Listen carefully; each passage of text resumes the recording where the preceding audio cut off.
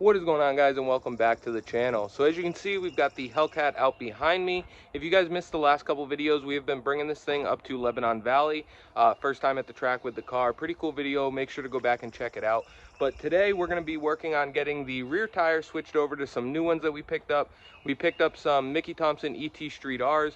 We've got some ET Street SSs on the car right now, but like I said, they were on back order. I mentioned that in a previous video. The ET Streets were on back order for quite a while, but we were finally able to get our hands on a set. So I went ahead and picked them up. We're gonna pop the ET Street SSs off, throw the Rs on, and get this thing ready to go back to the track. So it's my first time dealing with beadlock wheels. We had them mounted by one of my buddies in the past. So today is gonna be my first time trying to figure out beadlock. So I figured I'd bring you guys along for the ride. As always, don't forget to subscribe and ring that bell. That way you get notified anytime we put out a video with the GTO, the Duramax, or the Hellcat. Let's get right into today's video.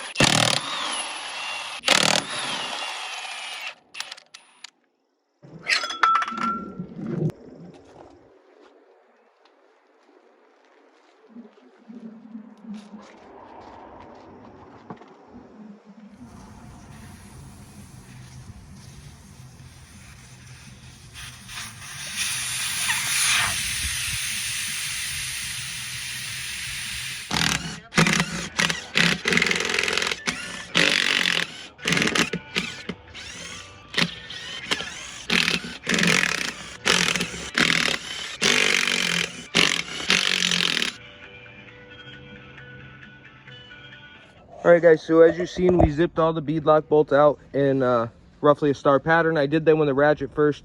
Now we've got it over here, you can see with our car trailer. We're trying to break this bead, so we're using the neck of the trailer as our bead breaker. We're just going to see if it works. Haven't tried it before, but I've seen it before. So we're going to give it a shot, and hopefully it pops the bead. I tried standing on it, didn't work. So let's give this a try.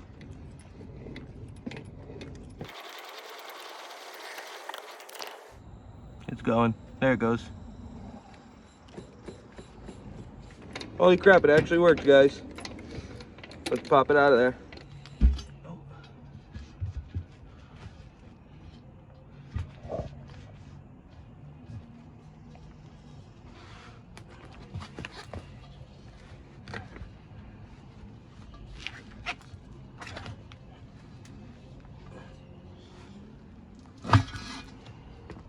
Got it. Cool. All right, guys, so as you see, we got the bead apart, got the tire off. This is the old tire right here. This is the new tire right here. I'm gonna use a little bit of soapy water on the inside lip there. I'm gonna try to set it down on there, and then we'll go through the torque spec and sequence to get the beadlock rings back on. We did go ahead and throw a metal valve stem in this one while we had it apart because it had rubbers, so we changed that. So we're gonna go ahead and try to get this tire on. All right.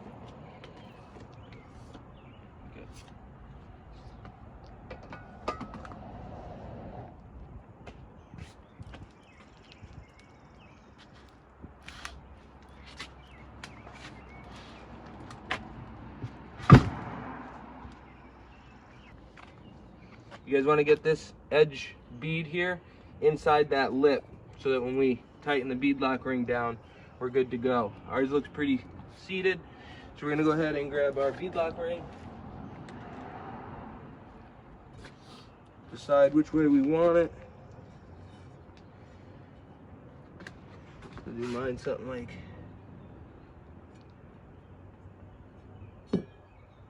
that, I think. All right, guys, so when you do this, make sure, because you're going to need the tire facing different rotation, one for each side. So like this side, we've got the rotation going counterclockwise. It's going this way. When we do the other one, we're going to make sure that we have the rotation going the opposite way, so that you have one for the left side of the car, one for the right side of the car. Now we're going to go ahead and grab the bolt, and we'll start getting them in their place, and then I will grab you guys again and we will go over the torque spec and sequence. All right guys, so we're just going to put a little drop of anti-seize on each bolt before we throw them in. We're just going to throw them in randomly, get them finger started so that they're all in there, and then we will start going over them.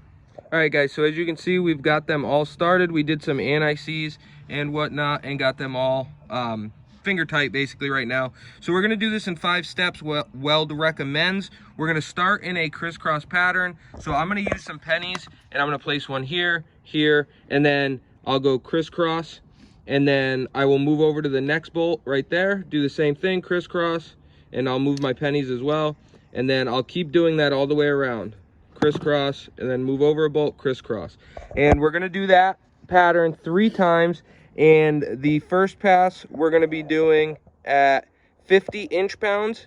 Then we're going to step up and do the same pattern at 100 inch-pounds, do it again at 150. Then we can start going right around in a clockwise or counterclockwise motion, and we can do one pass at 175 inch-pounds and then 221 inch-pounds. So it's going to be 5 total passes on these bolts. It's a little bit excessive if you ask me, but that's what Weld recommends, so that's what we're going to do. We picked ourselves up a cheap little 1/4-inch drive torque wrench, so that's what we're going to be using. This one's a Cobalt, but pretty much any of them should do the trick. Just make sure you are doing inch-pounds, because if you do 50 foot-pounds or 220 foot-pounds for that matter, you're going to break these things right off. So let's go ahead and start doing our pattern. All right guys, so this is our 3rd pass in a star or cross pattern. We're at 150, so I'm just going to go ahead and show you what I was talking about with the pennies. So this will be our first one.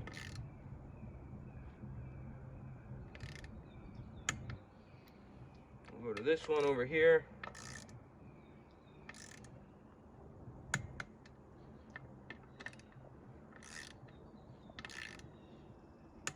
This one. This one. So then what I do is I move my pennies over one, so we know, all right, this one, this one,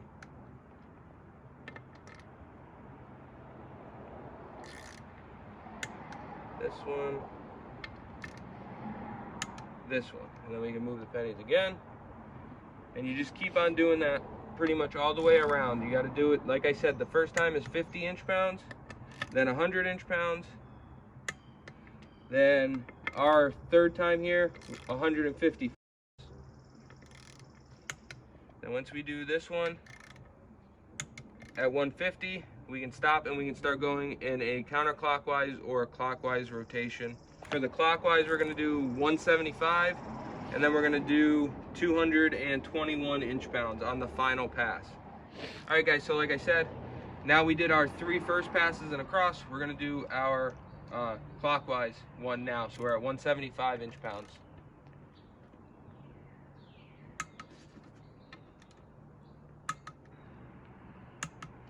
All right, so now we're going to do our final pass at 221.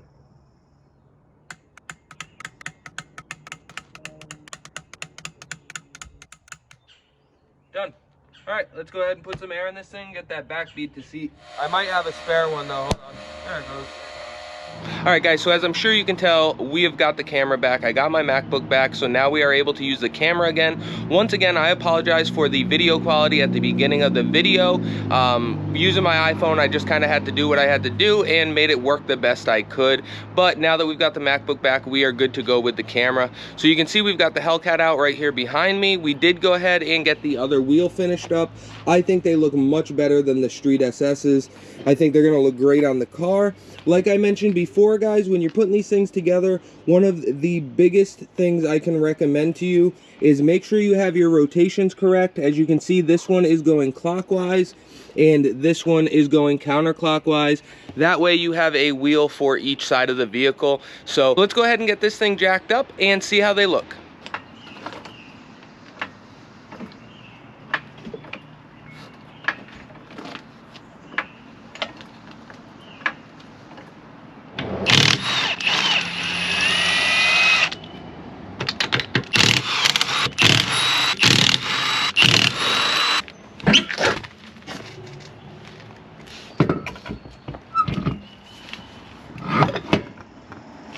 Alright guys, another thing that I just want to mention real quick is that these are the lug nuts we use for the factory style wheels.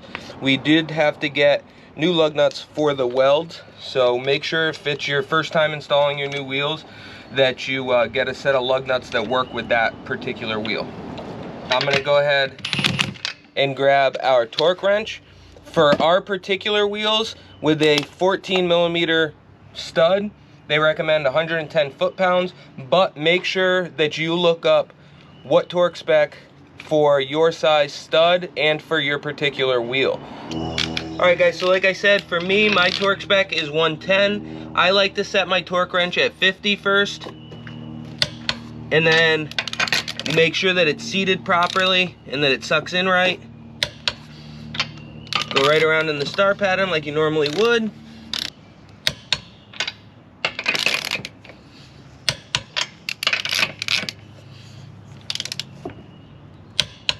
And once I get them at 50, I go up to the 110 that Weld recommends.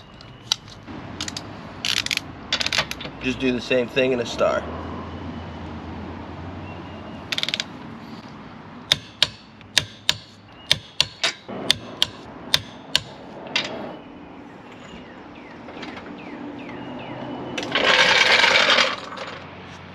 Alright guys, so we've got it back on the ground. Let's go ahead and take a look at it. I think they look pretty sweet. I'm super happy with the wheel choice. Kind of a common wheel, but I think they look good on most vehicles. I also like the ET Street R a lot better than the SS, but we'll have to see how it does at the track, see if there's a noticeable improvement.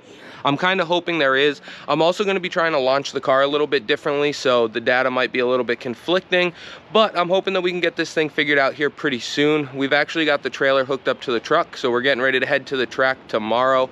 But as far as the beadlocks go, guys, they're actually pretty simple. It's really easy to get them dismounted and then remounted. The biggest pain of the whole process is torquing down all of those bolts. As you guys seen, there are a ton of little bolts there that you've got to torque down in multiple sequences, but other than that, they're really not that bad. So as always guys, I appreciate you for checking out the channel. Don't forget to like, comment, subscribe, and ring that bell. That way you get notified anytime we put out a video with the GTO, the Duramax, or the Hellcat, and we will catch you on the next one.